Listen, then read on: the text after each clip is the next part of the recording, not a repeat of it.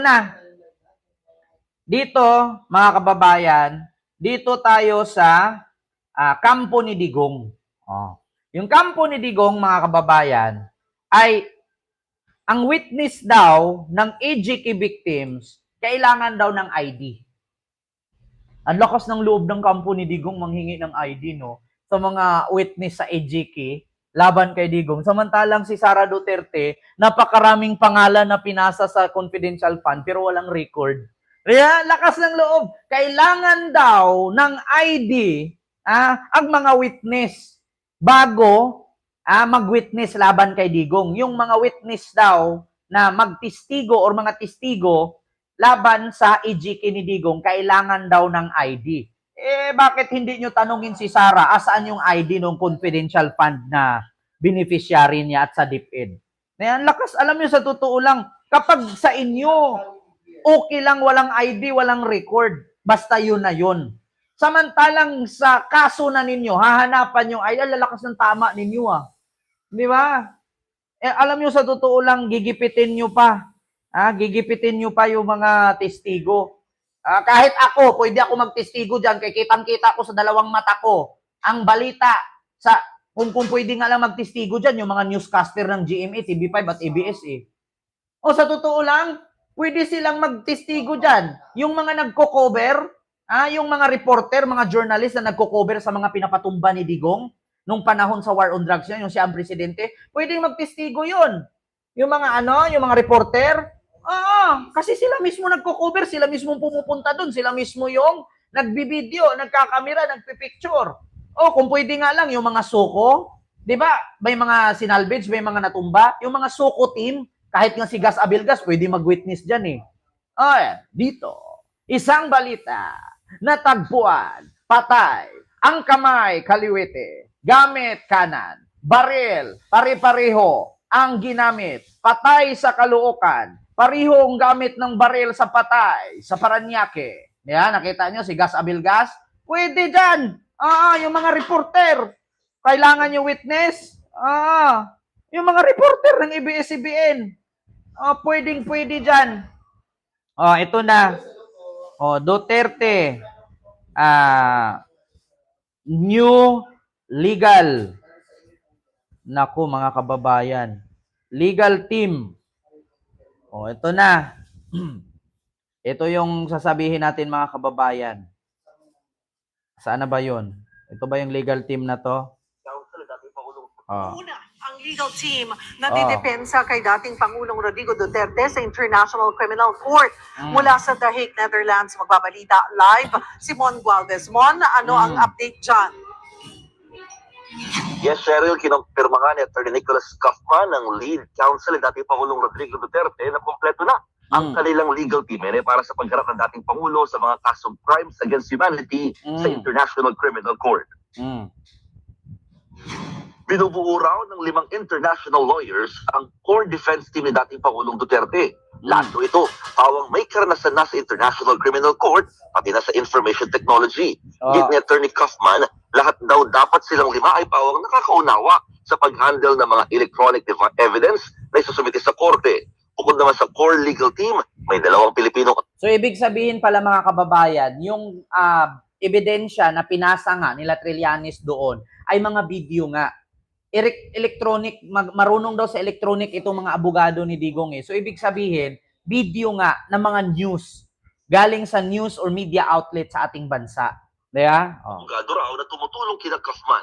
Hindi man sila bahagi ng core team, nakasuporta raw ang dalawa para mayroong mas nakakakilalaan nila sa kliyenteng si dating Pangulong Duterte. Kasabay na anunsyong ito, sakto namang dumating sa The Hague, Netherlands, si Atty. Martin Delgra, kilalang kaalyado at abogado ng Duterte si Delgra. Pero hindi niya kinumpirmang bahagi siya ng legal team. Andito raw siya para magpakita lamang ng suporta sa dating Pangulo. Patuloy rin nilang kinetesyon ng pag-aresto kay Duterte na inaasahan daw muna nilang ihain o inihain ng mga kaso sa Philippine Local Court pero hindi nga nangyari. Kampante rin daw ang kampo. Ang sabi daw, ang akala ng mga abogado ni Digong na Pilipino, sa Pilipinas sinampa. Hindi nga sa Pilipinas sinampa. Kaya nga walang power ang Pilipinas Yung hearing-hearing ni Amy dyan, yan yung dahilan ng ikakatalo ni Amy Marcos, mga kababayan. Yung hearing-hearing ni Aimee dyan sa Kongreso, kahit pa mag-hearing siya araw-araw dyan, hanggang sa matapos termino niya, hindi makakalaya si Digong. Bakit? Hindi po sa Pilipinas final ang kaso. Doon po sa Netherlands. Mismo na, itong abogado na si Martin Delgra, oo, ang nagsabi. Ayan o. Oh. Kandidato nito bilang alkalde sa Davao City. Oh. J.T. Delgra, mainit pa rin daw ang suporta kay dating Pangulong Duterte kahit nakadetain ito sa The Hague. Pakinggan natin ang ilang bahagi ng panayam natin kay Kaufman at Delgra. It's electronic evidence. We get disclosed huge amounts of information through databases. And people who work in a court defense team have to have an understanding of how to use those information systems. Kung may kaso man haharapin niya, ang hindi namin na-anticipate na yung kaso palang haharapin, dito, sa Hague. Hindi pala dun sa Pilipinas. Diba? Ang hindi daw nila na-anticipate, akala nila ang kaso sinampa sa Pilipinas. Yun nga, ang sabi ko nga sa inyo, matalino nga si Trillanes. Kasi kung sa Pilipinas ikinaso yan, mapupulbo at mababasura lang yan. Oh.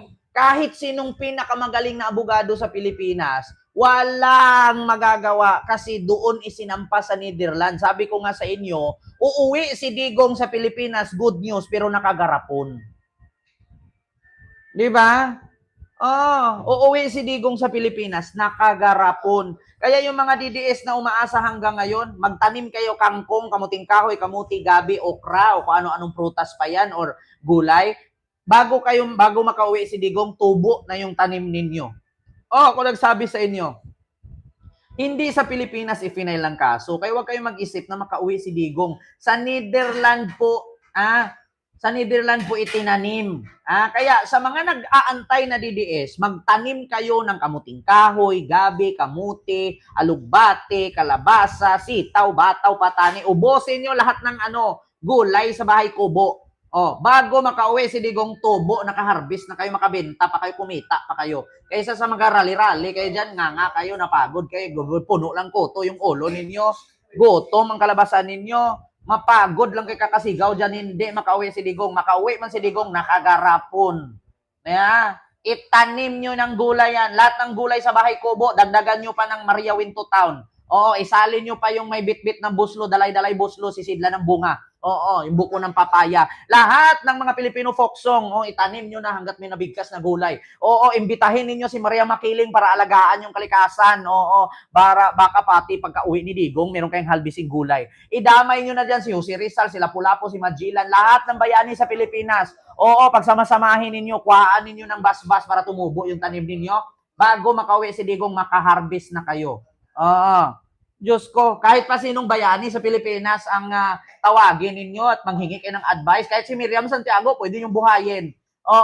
Pwede kayong magpa-consult kay Hitler, kay Adolf Hitler, pwede niyong buhayin si Ferdinand Marcos Sr. Hingian ninyong advice. Si Ferdinand Marcos Sr., dating presidente tatay ni BBM, pwede niyo hingian ng advice o kausapin ninyo. Hanapin niyo yung vlogger na Amerikano na kumakausap ng kaluluwa. Di ba? Alam niyo yung vlogger na Amerikano na kumakausap ng kaluluwa? Anong pangalan nun? Yung may speaker pa at sumasagot pa?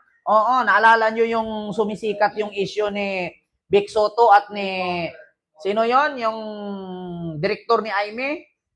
Di ba si Pipsi Paloma, di ba? Nakakausap niya. Hanapin niyo yon, kausapin niyo yung kaluluwa ng mga namatay. Diba? Kahit pa si Gas Abelgas na sumalangit nawa kaluluwa, patay na ba si Gas Abelgas o buhay pa? Buhay pa ba siya?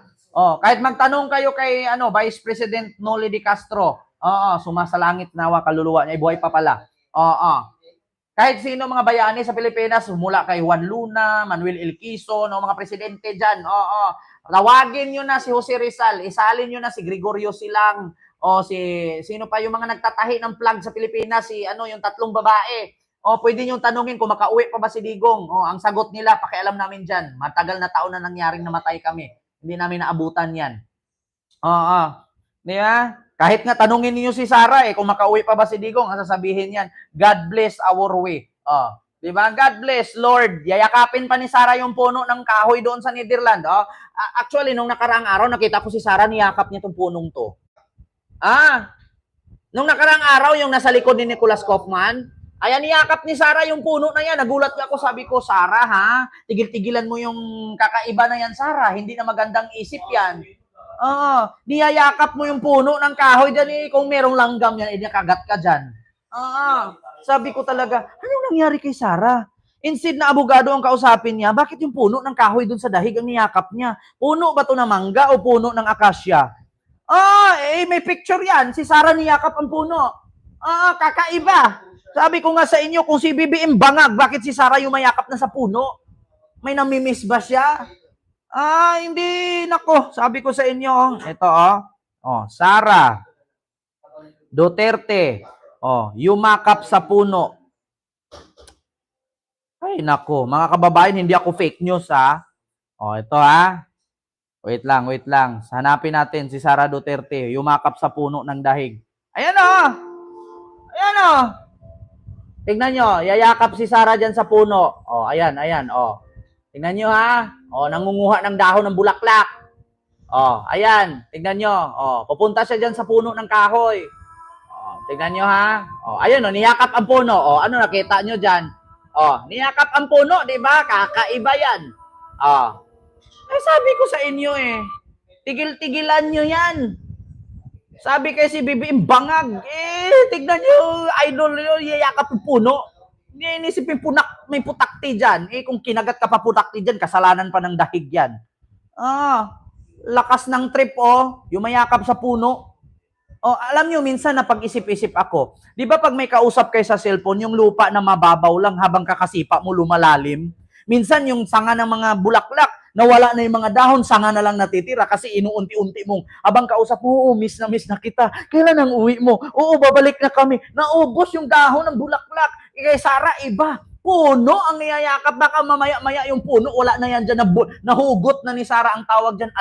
Anong tawag doon? Adrenaline? Adrenaline ba yung tawag dyan? Yung kahit gaano kabigat na bagay, nabubuhat mo. Adrenaline ba ang tawag dyan? Mamaya-maya yung puno dyan, nabunot na ni Sara, nalipat na yan doon sa plaza. Kakaiba. Yumakap sa puno.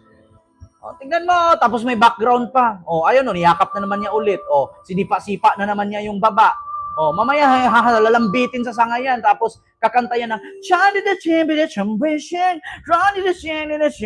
sabay talon, si Miss Everything. Di ba si Miss Everything gumanon? Ay nako, sabi ko nga sa inyo, tigil-tigilan nyo yan. Iba na, kakaiba na yan. Yung puno dyan na nahimik, niyayakap ninyo. Di ba, kala mo magbibigti. Ay nako, sabi ko sa inyo. Subaybayan at pakinggan niyo kung anong pinagagawa niya kanina. Nandun yan sa dahon ng bulaklak, pinagbibira-bira niya yung mga dahon. Ngayon yung puno na naman. Kinakausap niyo yung puno. Ayun yung reporter naman. Nakita niyo po ang ating vice presidente kinakausap ang puno ng kahoy. Pagkakaiba ito, Sara. Siguro may connection to si Sara sa sa Biringan . Kakaiba. Baka nangutang sa Biringan to. Sino ba ang presidente dyan sa Biringan? Si Carolina ba? Oy, President Carolina ng Biringan, putangin mo naman si Sara. Ay, naku, 5 abogado kailangan 140 million a month. Naku, putang inang yan, mahal. Billion ang ginagastos niya. Sabi ko nga sa inyo di ba? Pinagbabawal daw ng legal team ni Digong. Ito na, anti-poor. Alam mo, may balak itong legal team ni Digong Pinagbawalan na maging witness ang EJK victims kapag walang ID. Biktima nung mga ang mga mangyayari in the next few days or weeks, specifically po itong sinasabi na kailangan daw ng striktong panuntunan ng ICC sa pagkilala ng victim applicants. Ito'y kahilingan ng abogado ni Duterte. Exactly what does it mean? Lilimitahan ba yung mga magpa-participate na mga biktima nung mga charges against Duterte? Or is it about the acceptance or admission of evidence? Klaro na ililimita nito yung partisipasyon ng biktima. At dahil ganon, no? Ililinaw ko na may tatlong tao or may tatlong parang parties na kaharap ng judges kapag nag-trial. Sanay tayo, prosecution tsaka defense, di ba? Apo. Pero pangatlo, sa ICC, may victims. Yun. Medyo parang hindi pa natin ma-imagine siguro ito noon, pero ito yung pinabagit na namin na yung victims, ang pagharap nila sa korte ay para sa kanilang interes. Hihingan sila lagi ng views and concerns. Hindi siya pangalawang prosecutor. Kumbaga, second prosecutor, two versus one. Hindi po ganon. Maaaring may iba din kaming pagkakaiba sa prosecutor. Ang paglalagay ng biktima na separate, hiwalay dun sa Darius Udon, Miguel shout out po. Yan, nakita nyo na limitahan daw ang magiging witness. Bakit palilimitahan? Nasa ano na yan, abogado ng EJK victims, kung ilan ang dadalhin nilang witness, hindi yung sila ang nasusunod. Di ba? May maitim na balak kayo Parang kayo na ang masunod ngayon. Abogado lang kayo ni Digong, hindi kayo ang may-ari ng ICC.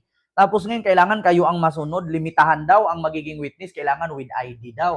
Ibahin daw yung ganito, kailangan limit 3 lang, 4 lang, 5 lang. 30,000 na ang patay, di puga kayo. Yung 30,000 na patay, imposible, walang kamag-anak yun. Ano yun? Kamag-anak ni Adan at ni Eva? Na pinanganak lang sa liking kawayan? Ay, si Adan at si Eva sa kawayan galing. Pero yung mga pinatay ni Digong na 30,000, napaka-imposible naman. Kada patay niya may nabibiyak na kawayan, kaya walang kamag-anak, anak sa buho, ano tawag doon? Passport pa lang, ID na yon. Hindi naman makakapunta yan dyan kung walang passport. At hindi pa lulusutin ng immigration ng Pilipinas yan kasi tatanungin yan ano bang gagawin mo doon? Saan ka ba pupunta? Anong petsa balik mo? Anong hotel ka? Di ba ganyan ang unang tanong sa immigration? Alam ko maraming OFW na nanonood sa akin. Anong unang tanong sa immigration? Ma'am, patingin ng ID. Ma'am, patingin ng passport. Ma'am, ticket mo. Ilang araw ka doon? Kailan ang alis mo? Kailan ang balik mo? Anong hotel ka? Anong gagawin mo doon? Anong trabaho mo doon? Di ba? Ganon yan sa immigration palibhasa kasi si Harry Roque nakalipad, hindi dumaan ng immigration. Kayo din taga-BI Ang lalaki ng mga kasahod ninyo dyan. Tapos, patanga-tanga kayo. Dapat nga, wala ng immigration Kasi dito lang sa Pilipinas, only the Philippines lang may immigration. Papasok ka doon sa yung bilog, gaganon, itaas ang kamay mo, tapos may umiikot-ikot na ganon. Sa ibang bansa, passport lang, selfie ka lang, lusot na. Bakit ang ganda naman ng pamumuno sa kanila? Dito sa Pilipinas, napakahigpit ng immigration, pero palpak pa rin. Di ba? Yun pa lang, hindi ka basta-bastang makalabas ng Pilipinas kung hindi ka marunong sumagot sa immigration. Tapos sasabihin ninyo, kailangan with ID. Tanga-tanga ata itong Nicolas Kaufman na abogado ni Duterte. Kailangan daw ng ID ng witness. Hindi makakalipad mula Pilipinas yan papuntang dahig. Kasi nga, pag pumunta ka ng dahig, kailangan mo ng visa.